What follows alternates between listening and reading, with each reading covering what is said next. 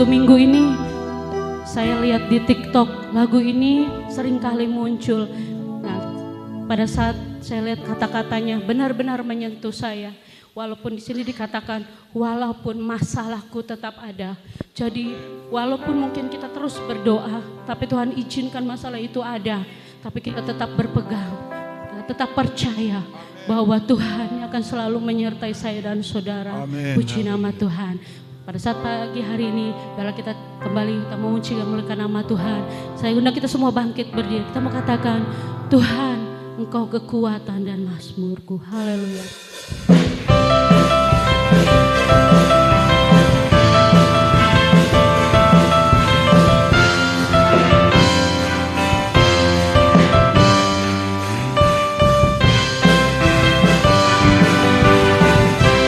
Tuhanlah kekuatan dan mazmurku, Dia gunung batu dan keselamatanku. Hanya padamu hatiku percaya, Kaulah menara dan kota perlindungan. Haleluya. Aku mau selalu bersyukur, sebab cintamu padaku takkan pernah berubah. Hatiku percaya, walau bumi bergoncang, gunung-gunung beranjak, namun kasih setiamu tak pergi dariku. Amin. Tuhan, Engkaulah kekuatan, Tuhanlah kekuatan dan mazmurku, Dia gunung batu dan keselamatanku.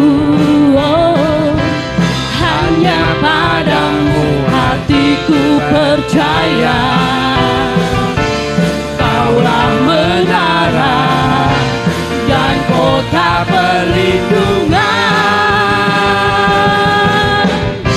Aku mau selalu bersyukur, sebab cintamu padaku takkan pernah berubah. Hatiku percaya, walau bumi bergoncang, gunung-gunung beranjak, namun kasih setiamu tak pergi dariku. Ku mau selalu bersyukur, sebab cintamu padaku takkan pernah berubah. Hatiku percaya, walau bumi bergoncang, gunung-gunung beranjak, namun kasih setiamu tak pergi dariku. Amin.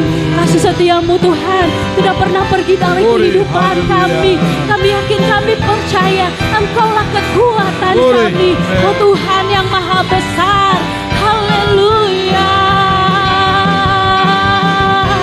Tuhanku maha besar, Tuhanku maha kuasa, Raja segala raja.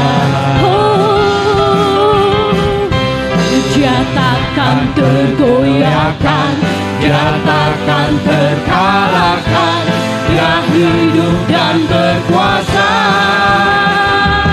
Serukan namanya, Yesus Tuhan Raja, segala kuasa tunduk dalam namanya.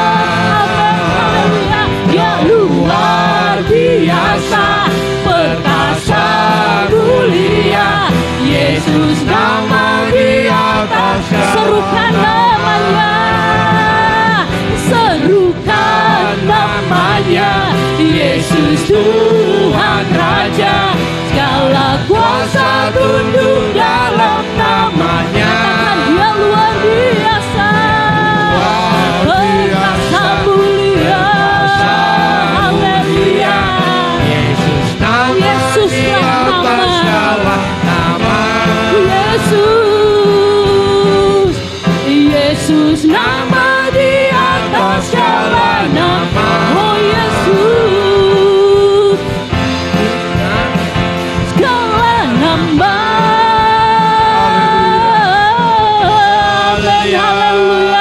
Yesuslah nama di atas segala nama.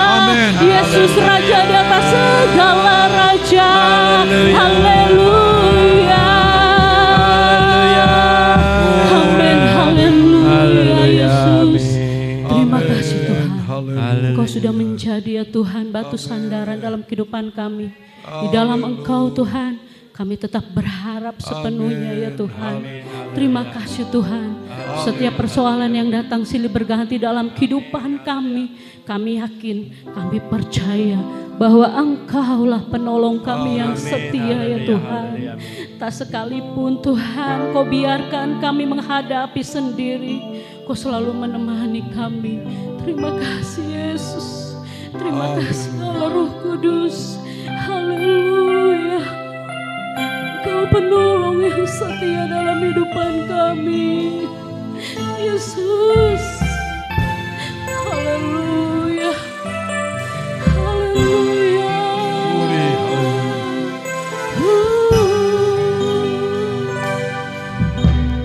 Penolong yang selalu setia,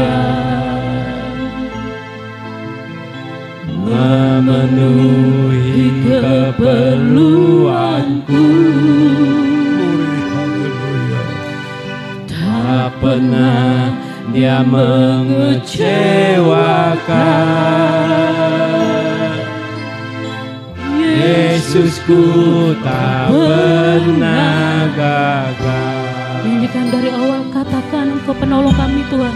Penolong yang selalu setia, Terima kasih. Terima kasih. memenuhi Terima kasih, keperluanku. Haleluya. Tak pernah Dia mengecewakan. Yesusku tak pernah gagal. Segala Perkara dapat ku tanggung di dalam Dia yang memberi kekuatan. Tuhan Yesus penolong dan sahabat. Tetap percaya Tuhan setia. Segala perkara dapat ku tanggung. Haleluya. Di dalam Dia yang memberi kekuatan. Tuhan Yesus penolong dan sahabat. Tetap percaya Tuhan Segala perkara, segala perkara dapat ku dalam tangan-Mu Yesus. di dalam Dia yang memberi kekuatan.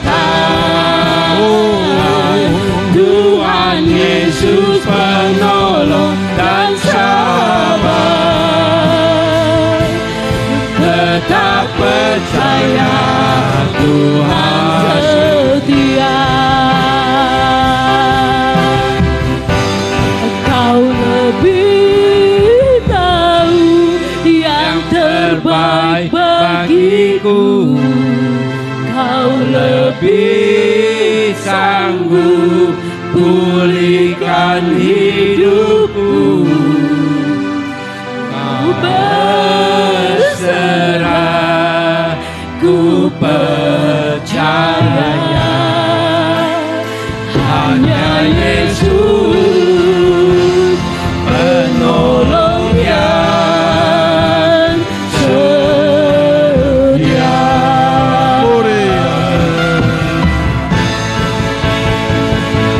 Kau lebih tahu yang terbaik bagi. Katakan kau lebih sanggup. Amin. Pulihkan hidupku. Ku berserah.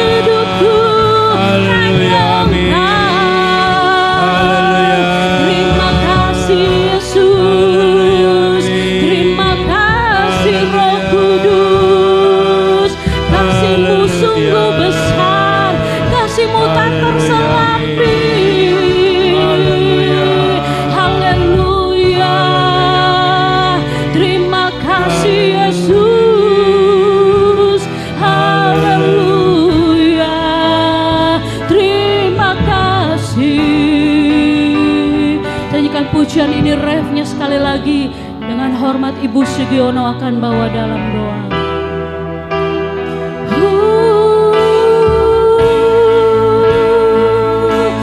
Kau lebih tahu yang terbaik bagiku. Kau lebih sanggup pulihkan hidupku. Ku berserah, ku percaya, hanya Yesus penolong yang haleluya. Katakan kau lebih tahu Tuhan, tahu yang terbaik bagiku. Kau lebih sanggup pulihkan hidupku. Ku berserah, percaya,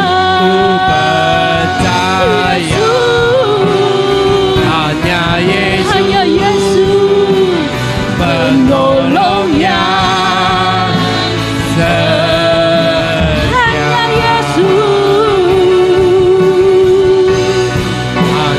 Hanya Yesus penolong yang setia. Dengan imanmu, segenap hatimu katakan, hanya Yesus, hanya Yesus penolong yang setia. Haleluya, haleluya, haleluya, haleluya, haleluya, haleluya, haleluya, Yesus, haleluya, haleluya, haleluya, haleluya, amin. Terima kasih ya Bapa. Segala puji dan syukur dan hormat dan kemuliaan Tuhan kami persembahkan hanya kepada-Mu ya Bapa. Pagi yang indah ini Tuhan, kami boleh datang kembali ke hadapan hadirat-Mu yang kudus. Bukan karena kami kebiasaan Tuhan, tetapi kami sangat mengasihi Engkau dan menyayangi Engkau Tuhan. Karena itu Bapa, kami sungguh bangga mempunyai Allah yang heran dan luar biasa seperti Engkau Yesus. Terpujilah akan nama-Mu Bapa, terpujilah akan kasih-Mu, terpujilah akan cinta-Mu yang begitu heran dalam hidup kami ya Tuhan.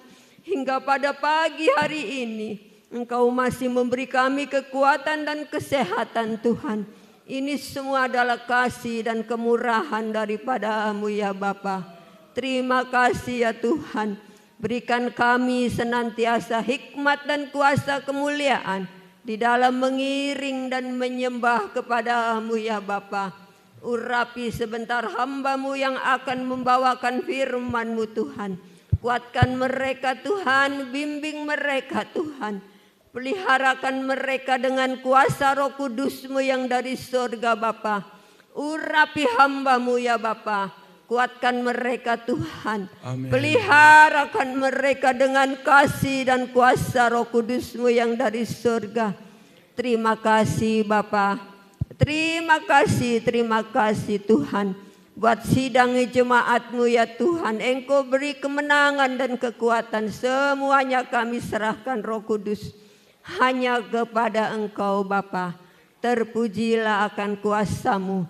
Kami mau serahkan segenap kehidupan kami, tubuh, jiwa, raga, roh kami Bapa. Kami serahkan semuanya di dalam nama Tuhan Yesus Kristus. Haleluya, haleluya.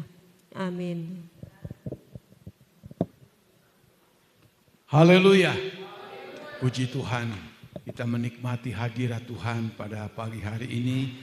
Dan selanjutnya kita buka hati untuk mendengarkan firman Tuhan. Kita akan lihat firman Allah sambungan dari kemarin yaitu dalam Yohanes 6 ayatnya yang ke-27 sekarang ini. Kita akan baca sama-sama dalam Injil Matius 6 ayat 27. Kita hormati pembacaan firman Allah. Kita akan berdiri, kita baca sama-sama ayat ini. 2, 3. Bekerjalah bukan untuk makanan yang akan dapat binasa, melainkan untuk makanan yang bertahan sampai kepada hidup yang kekal, yang akan diberikan Anak Manusia kepadamu. Sebab dialah yang disahkan oleh Bapa Allah dengan meterainya. Puji Tuhan, silakan kita duduk. Kita sudah ikuti firman Allah kemarin, di mana begitu banyak sekali orang yang datang mencari Tuhan Yesus. Dan setelah mereka berjumpa, Tuhan Yesus bukannya gembira, bukannya senang, tapi Tuhan Yesus dia agak sedih. Karena Tuhan tahu maksud mereka mencari Yesus datang dari jauh-jauh, bukan karena mereka sudah melihat tanda-tanda mujizat Allah supaya mereka bertobat, supaya mereka percaya, takut dan hormat akan Tuhan. Tapi Tuhan Yesus katakan, kamu mencari aku karena kemarin kamu sudah makan roti sampai kenyang. Nah, kita sudah ikuti begitu jelas kemarin ini, sehingga di dalam ayat yang kita baca tadi, lanjutan dari perkataan Tuhan, bekerjalah bukan untuk makanan yang akan dapat binasa. Berusahalah kamu, bukan hanya untuk mendapatkan makan minum untuk tubuh kamu, tetapi untuk makanan yang dikatakan bukan untuk makanan yang akan dapat binasa, melainkan untuk makanan yang bertahan sampai kepada hidup yang kekal. Ini yang Tuhan Yesus katakan kepada begitu banyak orang yang susah payah datang mencari akan Tuhan. Yang utama, kamu berusaha, kamu bekerja untuk apa? Untuk mendapatkan makanan yang bertahan sampai kepada hidup yang kekal. Karena orang yang begitu banyak itu, saya ulangi, mereka mencari Tuhan Yesus hanya untuk perut mereka yang sementara ini.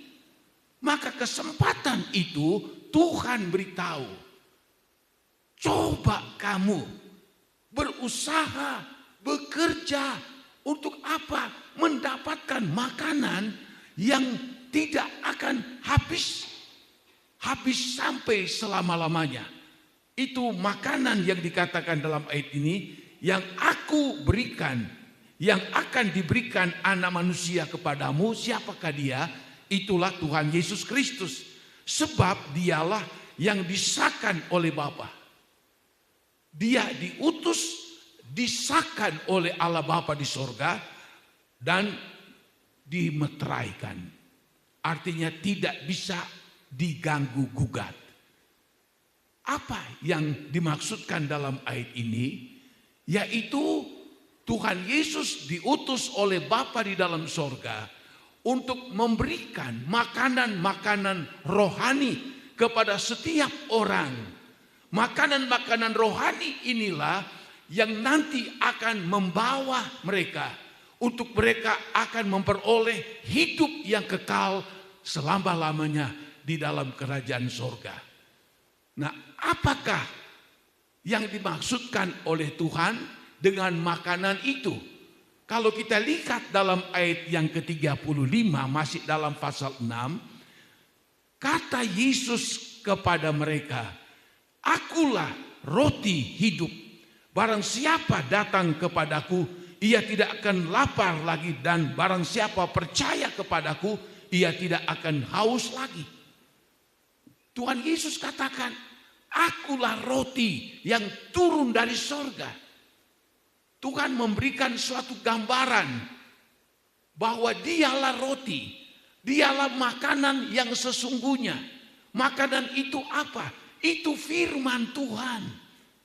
Firman Allah yang hidup itu yang akan disampaikan. Kalau engkau akan terima itu, maka engkau akan mendapatkan berkat berlipat kali ganda. Jasmani mendapatkannya dan rohani teristimewa akan engkau dapati juga. Perlu kita tahu di dalam Alkitab,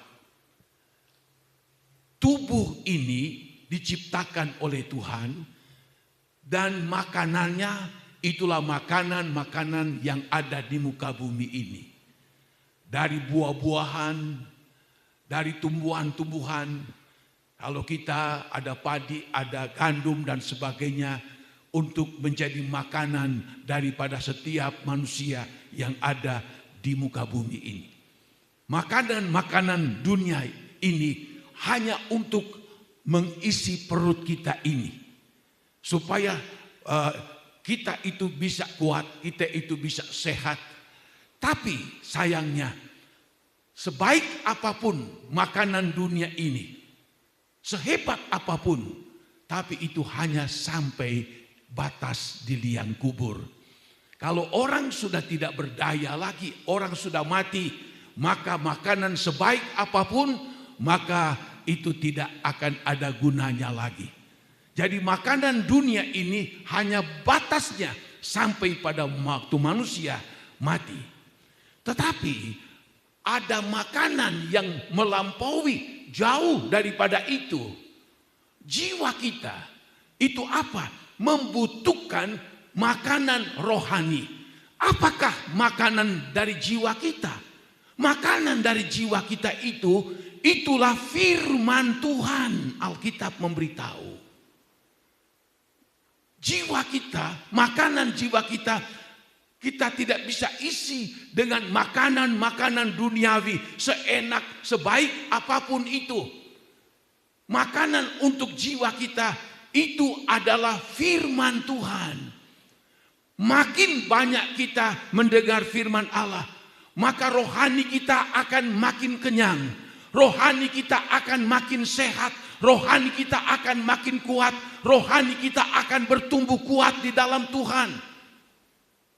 Lalu apalagi roh yang ada di dalam kita. Roh yang ada dalam kita membutuhkan suplai. Suplai dari mana? Bukan dari dunia ini. Roh yang ada pada kita membutuhkan suplai dari roh Allah yang kudus itu. Akan mensuplai hidup kita ini supaya kita akan kuat, supaya kita tahan banting, supaya kita tidak akan menyerah menghadapi tantangan dalam kehidupan ini, supaya kita kuat di dalam mengiring Tuhan meskipun begitu banyak masalah yang harus kita hadapi. Kalau roh kita kuat, saudara-saudara, sehebat apapun iblis menyerang kita, sehebat apapun masalah yang kita hadapi, jikalau firman Allah menjadi makanan jiwa kita, Roh Kudus mensuplai kita, kita akan melihat kekuatan dari Allah yang maha tinggi, akan membela, akan menolong, akan menyertai, bahkan akan terus memberkati saya dan saudara sampai kita masuk di dalam kerajaan sorga yang kekal sampai selama-lamanya. Amin. Itu yang Tuhan inginkan. Tapi Tuhan melihat, wah, mereka hanya fokus kepada makanan untuk tubuh ini. Tidak mau fokus kepada makanan untuk jiwa mereka. Tidak mau fokus untuk roh Allah mensuplai roh mereka. Tuhan sedih. Kecewa Tuhan. Tuhan inginkan. Makanya disebut, akulah roti yang hidup. Barang siapa datang kepadaku, ia tidak akan lapar lagi.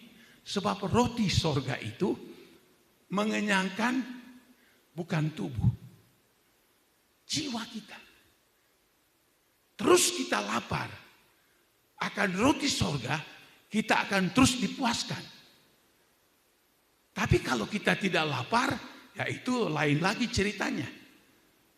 Tapi kalau terus kita merasa lapar, kita akan terus dipuaskan. Yesus berkata dalam Matius 5, berbahagialah orang yang lapar dan haus akan kebenaran Tuhan, sebab mereka akan dipuaskan. Itu kata Tuhan. Nah, saudara-saudara, bahkan di dalam ayat yang ke-38 pun dalam Yohanes 6 ini, sebab aku telah turun dari sorga bukan untuk melakukan kehendakku, tetapi melakukan kehendak Dia yang mengutus aku. Jadi Dia diutus oleh Allah Bapa untuk apa? Sebagai makanan rohani kita, untuk kita bisa memperoleh akan keselamatan. Nah, kemarin saya telah singgung mengenai Tuhan Yesus tidak merasa bangga, senang dengan melihat orang banyak datang mencari Dia, tapi malah Dia menjadi kecewa. Itu yang kita lihat, ya. Sebab mereka punya tujuan supaya mereka kembali akan melihat mujizat untuk dapatkan roti sampai mereka kenyang, bahkan masih mempunyai kelebihan. Itu yang mereka cari, bukan yang lain. Nah, tetapi Tuhan memberitahu makanan yang sesungguhnya seperti tadi yang saya katakan. Itulah roti yang turun dari sorga. Tapi kenyataannya mereka tidak suka roti yang turun dari sorga. Itulah firman Tuhan. Orang banyak ini tidak suka. Bahkan kalau kita lihat di dalam ayatnya yang ke-41, masih dalam Yohanes 6, maka bersungut-sungutlah orang Yahudi tentang Dia, karena Ia telah mengatakan, akulah roti yang telah turun dari sorga. Mereka mengharapkan roti yang seperti kemarin. Tapi Yesus katakan, nih akulah roti yang turun dari surga. Ini terjadi suatu perbedaan. Karena orang banyak ini memang tujuannya supaya mendapatkan mujizat seperti kemarin, menjadi kenyang. Tapi Tuhan menyatakan, akulah roti yang turun dari surga itu. Berbicara tentang hal-hal yang rohani. Tapi mereka bersungut-sungut. Logika mereka berpikir, apaan ini?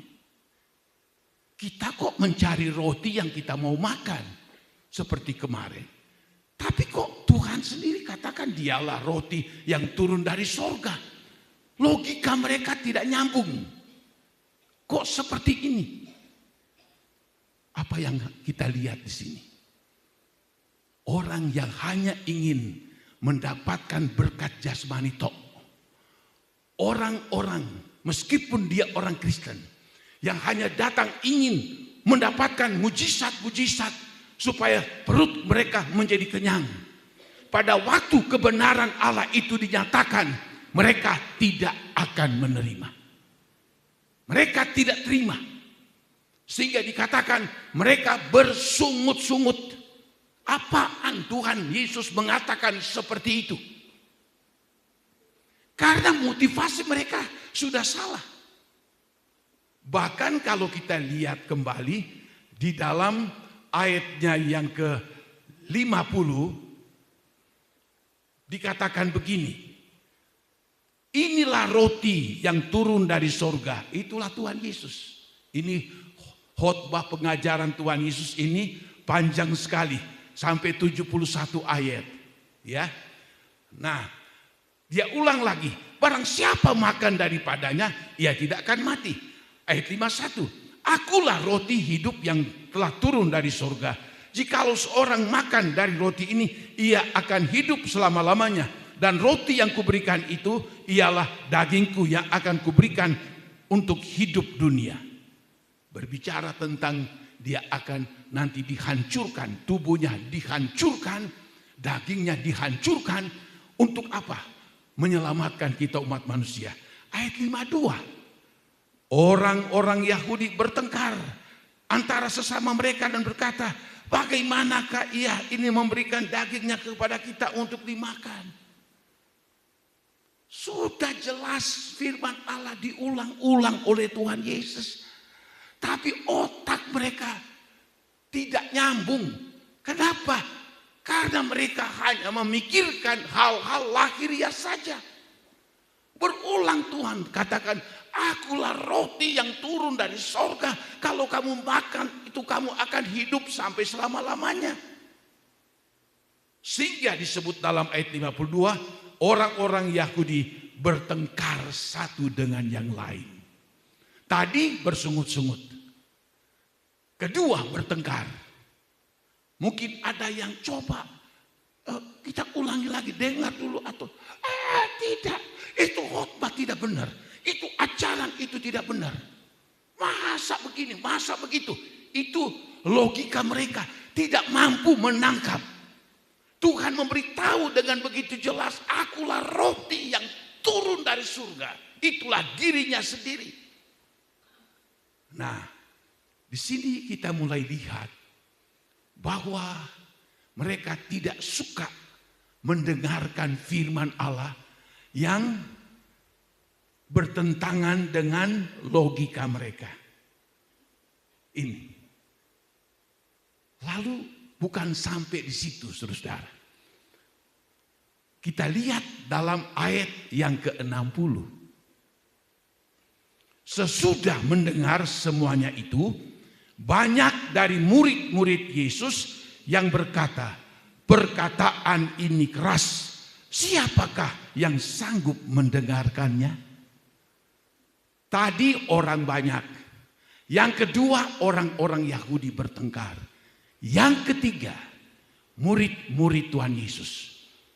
Murid Tuhan Yesus itu ada dua golongan. Golongan pertama 12 murid inti. Tapi dalam Alkitab Injil Lukas menyebutkan Tuhan Yesus juga memanggil dan memilih 70 murid yang lain.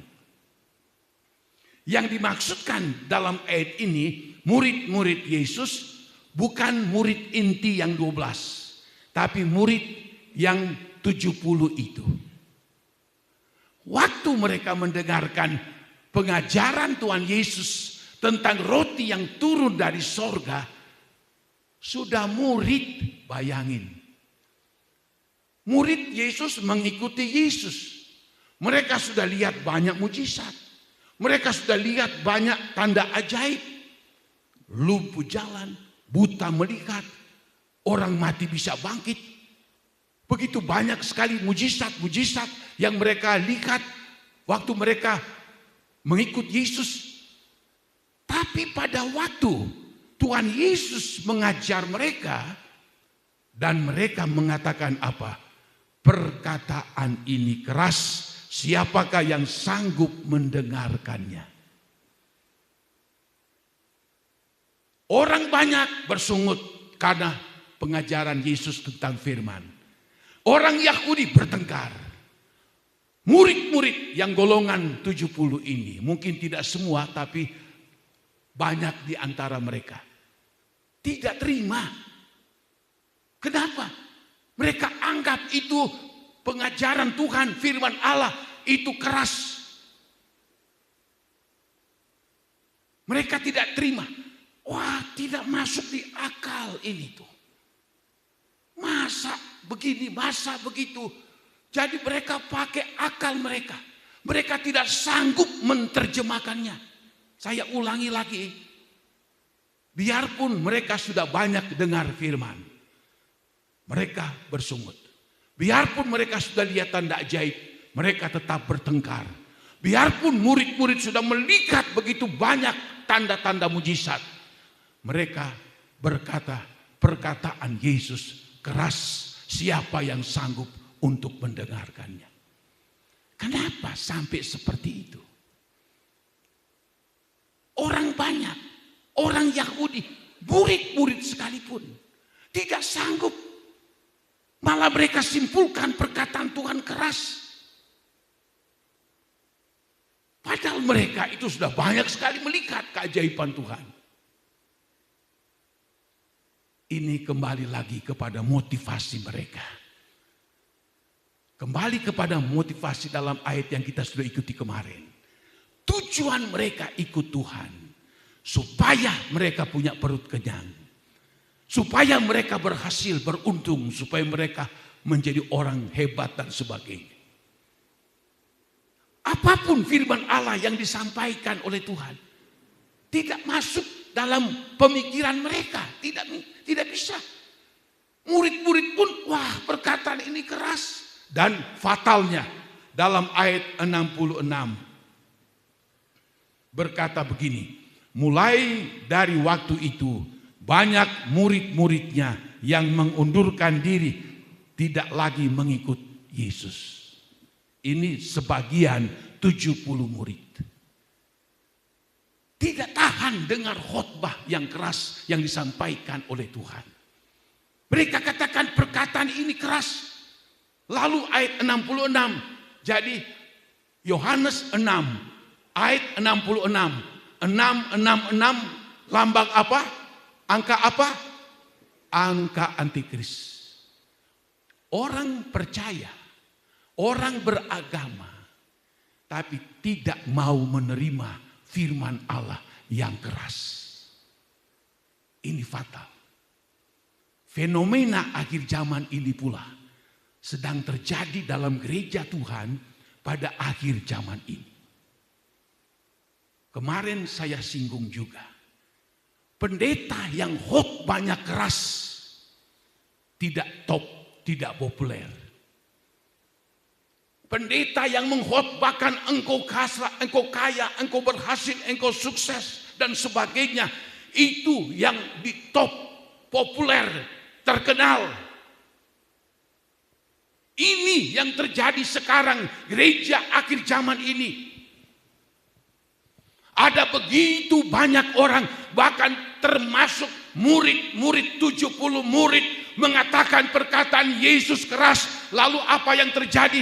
Karena kerasnya mereka tidak menerima, lalu mereka meninggalkan Yesus, tidak terima ajaran Tuhan yang keras itu.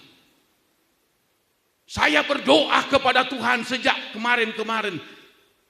Saya berdoa, Tuhan tolong agar supaya jemaat yang kami layani Tuhan, Engkau memberikan mereka mental baja untuk mendengarkan firman Allah. Sekeras apapun firman Allah, mereka tidak akan menolak, mereka tidak akan tinggalkan Tuhan, mereka akan tetap mantap, mereka akan tetap maju di dalam mengiring Tuhan. Karena sekarang ini banyak orang tidak mau suka dengar pengajaran firman yang keras. Banyak sekali. Banyak sekali. Ini fenomena akhir zaman ini. Gereja Tuhan. Makanya saudara-saudara kita lihat. Ya, kalau pendeta, saya ulangi lagi. Kalau khotbahnya menyinggung-nyinggung dosa.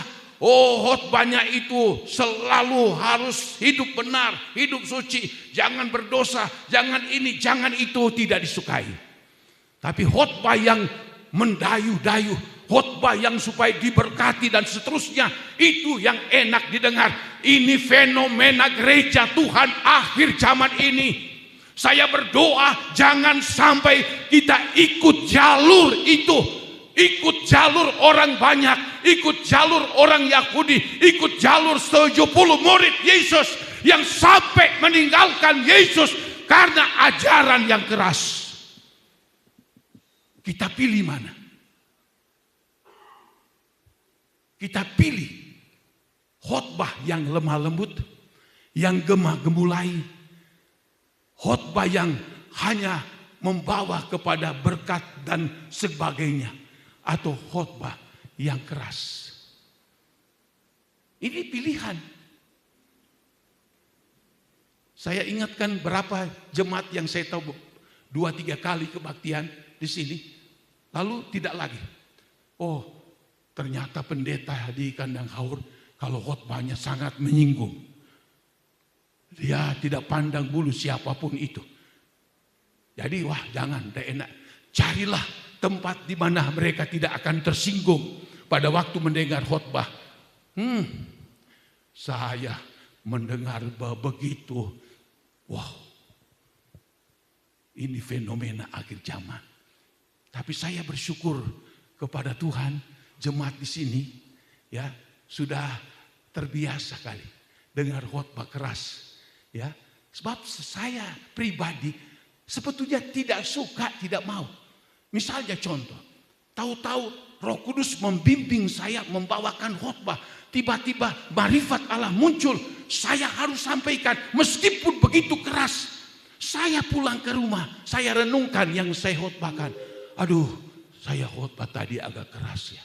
Padahal hati saya tidak seperti itu. Tapi saya tahu Roh Kudus yang mendorong saya. Sampaikan ini, keras sekalipun sampaikan ini. Dan saya tidak mau menolak. Saya tunduk kepada pimpinan daripada Roh Kudus. Sehingga ada ayat Paulus berkata, aku tidak mau menyenangkan manusia. Kalau aku menyenangkan manusia, maka Tuhan akan marah kepada saya. Aku lebih tunduk dan aku lebih mau menyenangkan hati daripada Tuhan. Ini yang kita lihat, saudara. Saya sekarang sudah tidak diundang, tapi waktu ada seorang hamba Tuhan senior meninggal, lalu saya terus diundang setiap perjamuan kudus.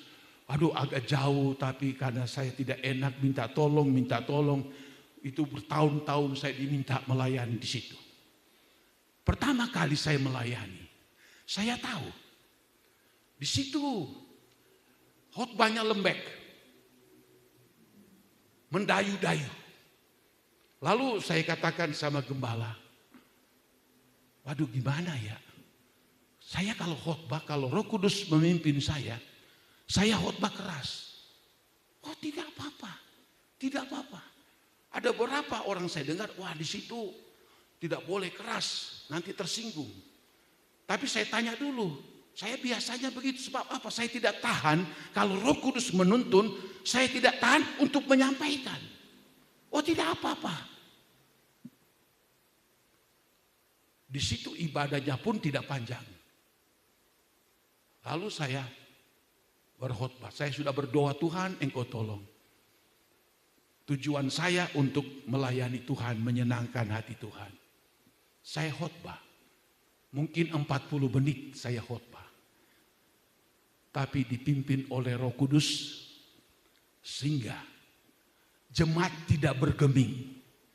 Mungkin mereka pikir, wah ini tembakannya dari awal sampai akhir begitu keras sehingga mereka wah tegak lihat begitu.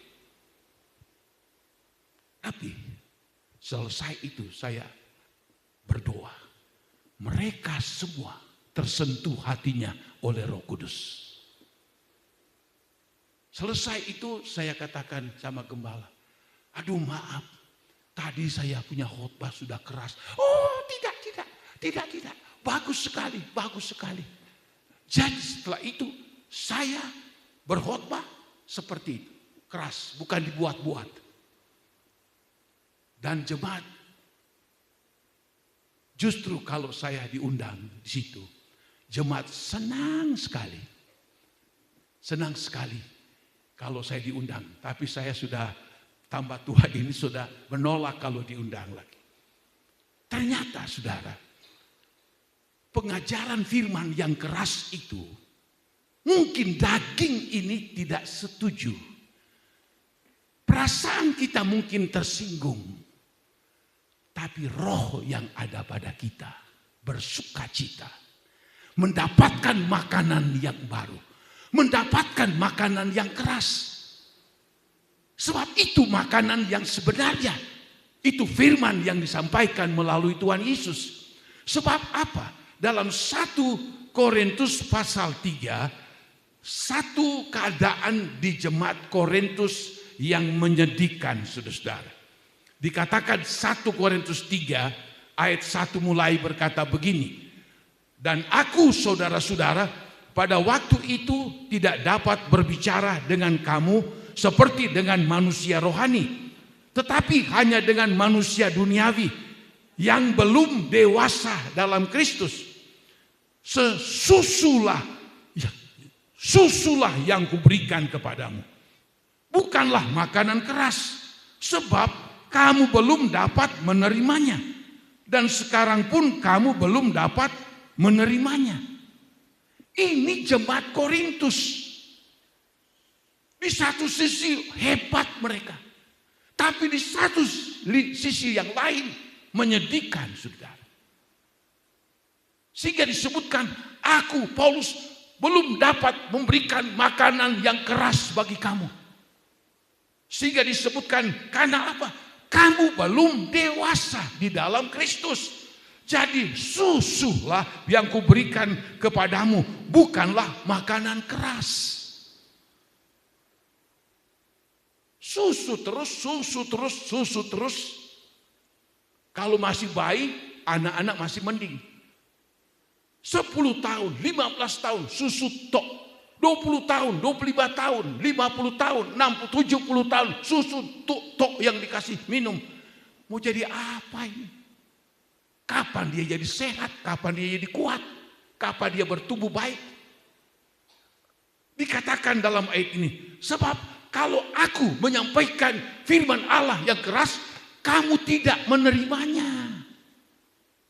Kamu marah, kamu tersinggung.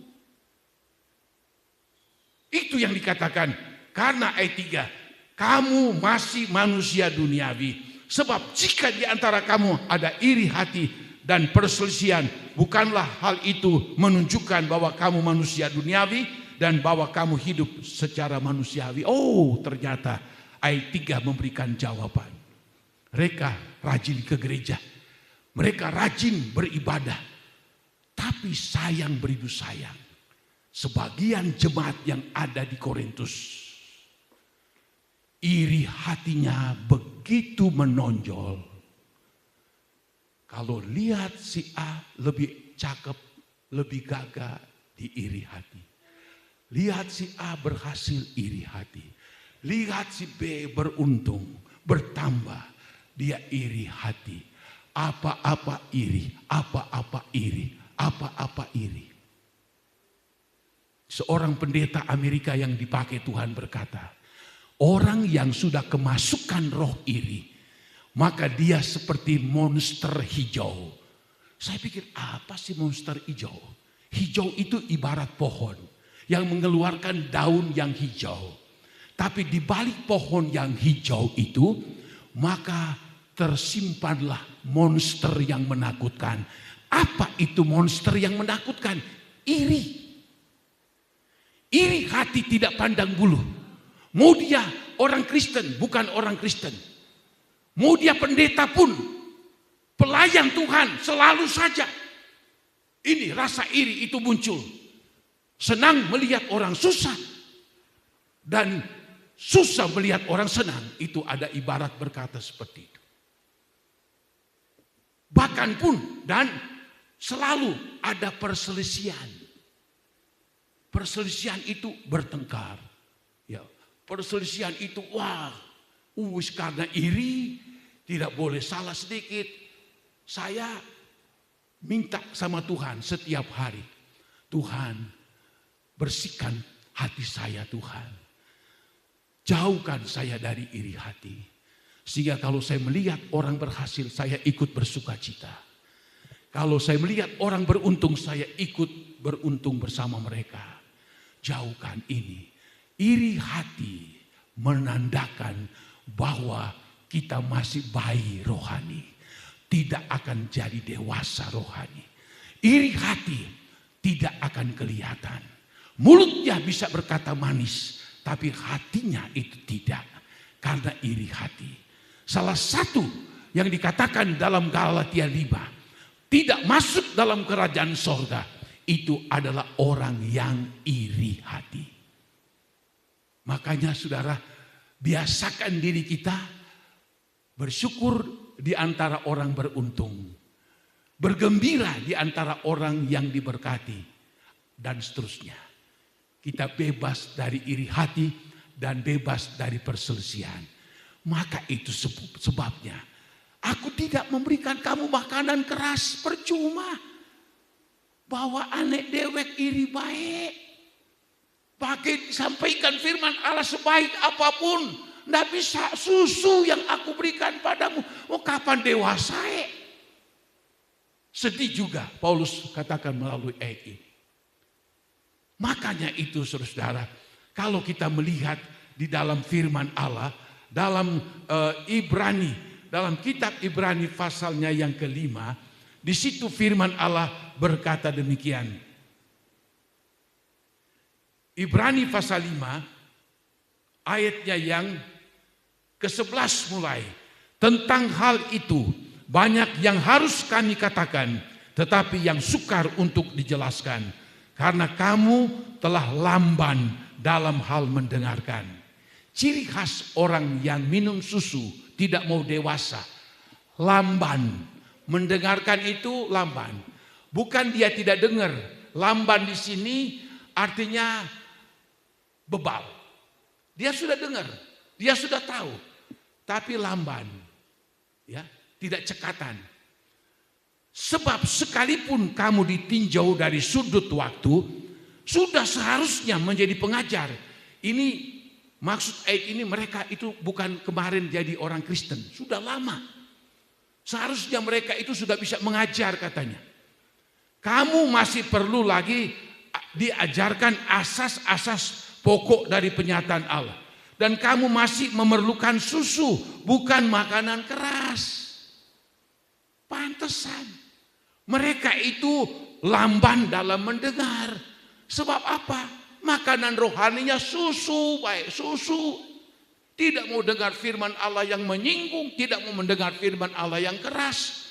Sehingga dikatakan kamu masih memerlukan susu, bukan makanan keras. Sedih juga. Lalu ayat 13.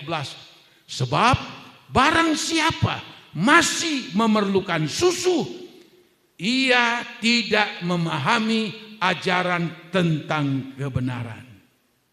Nah, ini sampai kapanpun, sampai kiamat, sampai kita mati. Tapi kalau dia hanya pengen makanan lembek, makanan ringan-ringan saja, tidak menyinggung, tidak keras, dikatakan dalam ayat ini, sampai kapanpun dia tidak akan memahami kebenaran dari Tuhan. Sedangkan kebenaran ini mutlak untuk kita tahu, mutlak untuk kita mengerti, mutlak untuk kita jalani kebenaran Allah. Tapi kalau orang Kristen tidak memahami kebenaran, sampai bulukan dia menjadi orang Kristen, tahunan dia jadi orang Kristen, dia tidak akan memahami kebenaran. Buat apa jadi orang Kristen model seperti ini? Apa sebab? Dia hanya suka makanan yang lembek-lembek, yang susu. Saudara mau makanan yang keras? Amin. Saya tanya lagi dengan jujur, mau makanan yang keras? Amin. Haleluya. Katakan dengan tanganmu, amin. Saudara mau makanan yang keras? Amin. Haleluya. Dengan makanan yang keras, kita dapat memahami kebenaran Injil, kebenaran firman Allah, kebenaran sorgawi. Kalau tidak, ya tidak bisa. Lalu dikatakan begini, sebab ia adalah anak kecil. Anak kecil bukan menunjuk kepada umur, menunjuk kepada rohani yang kecil. Wah, ini ayat 14. Tetapi makanan keras, sama-sama kita baca. Ya, ayat yang ke-14. Satu ayat lagi, tolong. Sama-sama kita baca. 2, 3. Tetapi makanan keras adalah untuk orang-orang dewasa yang karena mempunyai panca indera yang terlatih untuk membedakan yang baik daripada yang jahat. Amin. Ini makanan yang keras untuk orang dewasa rohani. Puji Tuhan, kita semua berlomba-lomba mau jadi dewasa rohani. Maka untuk itu apa? Ayo kita berlomba-lomba. Untuk apa? Makanan yang keras. Saudara akan berdoa di rumah, berdoa di gereja. Oh Tuhan, Engkau tolong gembala kami, berikan dia hikmat marifat dari surga dan urapan Roh Kudus. Apalagi yang akan kami makan besok minggu. Oh Tuhan, kami minta biarlah makanan-makanan yang keras yang akan kami terima pada ibadah minggu. Oh, saudara bertumbuh dewasa di dalam Tuhan. Amin. Itu sebab dikatakan dalam ayat ini, orang yang dewasa rohani mempunyai panca indera yang terlatih. Panca indera itu mata, telinga, apalagi? Hidung, 5 kan? Apa itu? Mata, hidung, perasa, meraba. Ya. Orang dewasa itu panca inderanya sudah terlatih. Matanya bukan mata duniawi. Bukan mata genit, bukan. Matanya mata rohani, pandangannya jauh ke depan. Pandangannya bukan hal-hal yang lahiriah, yang daging. Tapi mata rohaninya tertuju kepada Tuhan. Telinganya juga. Amberan di khotbah keras, dia tidak berkata, oh aku tersinggung. Tapi telinga rohaninya, terima kasih Tuhan. Terima kasih Tuhan. Terima kasih Tuhan. Panca indera yang sudah terlatih, itu apapun Allah membentuk kita, kita tidak tolak. Kita akan berkata, Tuhan proses saya terus Tuhan, menurut kehendak Tuhan. Apa yang Tuhan mau, meskipun dagingku sakit, meskipun aku tidak suka, proses saya Tuhan. Itu yang namanya makanan yang orang dewasa. Sehingga disebutkan panca inderanya menjadi terlatih. Terlatih untuk apa? Dia tahu membedakan mana yang baik dan mana yang jahat. Orang kalau cuman makanan susu doang, dia nggak bisa bedain. Hitam sama putih dia tidak bisa bedain. Dosa dan kesucian dia tidak bisa bedain. Diterjang baik. Kenapa tidak bisa bedain? Tapi kalau saya dan saudara menjadi orang dewasa rohani, kita ada self control dalam diri kita. Sehingga kita tahu membedakan ini kehendak Allah, ini bukan kehendak Allah. Ini menyenangkan Tuhan dan ini tidak menyenangkan. Ini dosa. Kita bisa membedakan. Orang yang baik rohani tidak bisa membedakan. Yang jahat terjang, yang dosa dia terjang. Apapun tidak peduli urusan di belakang. Beda orang yang dewasa rohani. Dia tahu mana yang benar, mana yang jahat. Kalau dia tahu mana yang benar, berarti dia akan menolak yang jahat. Kalau dia sudah dewasa rohani, dia tahu mana yang menyenangkan Tuhan dan mana yang tidak menyenangkan Tuhan. Perjalanan hidup kita akan terarah terus, tidak akan menyimpang karena kita dituntun di dalam kebenaran. Satu ayat yang saya tambahkan dalam Efesus pasal 4 ayatnya yang dikatakan Efesus 4 ayatnya yang ke-12, Jumat kemarin telah disinggung. Dikatakan begini, ayat 11 mulai, dan ialah yang memberikan baik rasul maupun nabi, pemberita-pemberita Injil maupun gembala dan pengajar-pengajar, untuk memperlengkapi orang-orang kudus bagi pekerjaan pelayanan, bagi pembangunan tubuh Kristus, sampai kita semua telah mencapai kesatuan iman dan pengetahuan yang benar tentang anak Allah, kedewasaan penuh dan tingkat pertumbuhan yang sesuai dengan kepenuhan Kristus. Ini tujuan kita. Tujuan kita bukan sekedar ke gereja, bukan sekedar menjadi orang Kristen. Tapi ayat ini memberitahu tujuan kita, sampailah kita kepada pencapaian kesatuan iman. Artinya iman yang menurut standar dari Tuhan. Bukan iman nekat. Iman yang dari Allah. Iman yang sempurna. Iman yang bertumbuh dewasa. Lalu dikatakan juga, dan sampailah kita kepada pengetahuan yang benar tentang anak Allah, Yesus. Kita paham siapakah Yesus itu. Kita mengerti siapakah Tuhan yang sangat baik itu, yang sudah menyelamatkan saya dan saudara. Lalu ketiga, sampailah kita kepada kedewasaan penuh.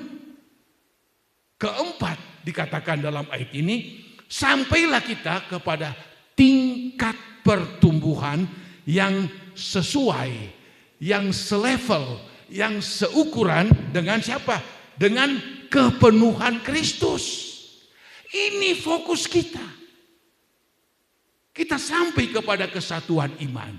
Kita sampai kepada pengenalan tentang anak Allah, itulah Yesus. Kita sampai kepada kedewasaan penuh.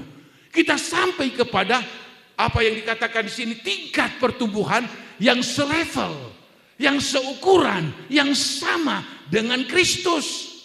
Ini tujuan kita. Dan itu semua tidak akan kita capai kalau kita bayi rohani, hanya minum susu baik.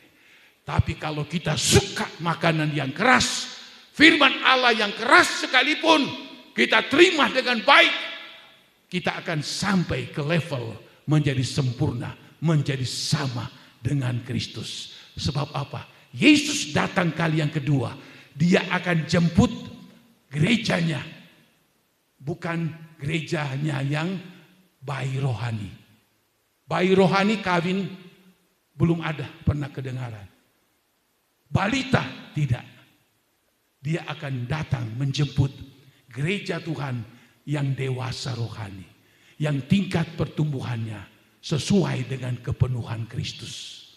Pada waktu sangkakala berbunyi, Yesus turun dengan para malaikat. Orang yang mati dalam Kristus dibangkitkan, yang hidup diobakan, naik berjumpa dengan Tuhan di awan-awan. Kenapa kita naik bersama dengan Tuhan? Kita telah dewasa. Kita telah memiliki pertumbuhan yang sesuai dengan kepenuhan Kristus. Yang susu manganane, yang lembek-lembek, jangan harap akan masuk surga. Tidak akan mungkin. Makanya saudara-saudara, saya berdoa dan saudara juga sudah siap. Biar mental rohani kita, kita katakan, Tuhan, aku siap untuk makan makanan yang keras. Sebab aku ingin mencapai iman yang sempurna. Aku ingin sama seperti Kristus. Aku ingin dewasa di dalam Tuhan. Itulah tujuan kehidupan saya dan saudara. Maka itu sebabnya jangan seperti orang banyak bersungut-sungut waktu dengar firman Allah. Jangan seperti orang Yahudi bertengkar waktu mendengarkan kata Tuhan Yesus. Jangan seperti murid-murid malah mereka undur meninggalkan Tuhan karena keras. Tapi jadilah kita seperti Petrus dan 11 murid yang lain. Tuhan berkata apa kepada 12 muridnya? Apa kalian ikut mundur juga dengan mereka yang sudah meninggalkan aku? Tampillah Petrus. Sekali-kali tidak, Tuhan. Kami tidak akan pergi bersama dengan mereka. Apa sebab? Karena perkataanmu hidup dan kekal, Tuhan. Hanya perkataanmu yang membawa hidup yang kekal. Tidak ada yang lain. Oh, luar biasa. Kita mau jadi seperti Petrus dan 11 murid yang lain. Perkataan Tuhan sekeras apapun, tapi akan membawa kita kepada hidup yang kekal selama-lamanya. Amin. Puji Tuhan, kita masuk di dalam doa. Haleluya.